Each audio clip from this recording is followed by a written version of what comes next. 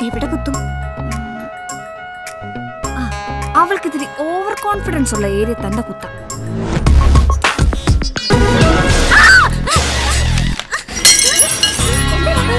എന്നെതോ കുത്തി.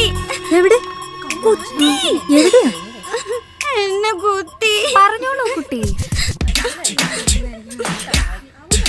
എവിടെയാണെന്ന് പറയൂ. ജീലു എബ്രഹാം മേറ്റൻ അന്വേഷിക്കുന്നു.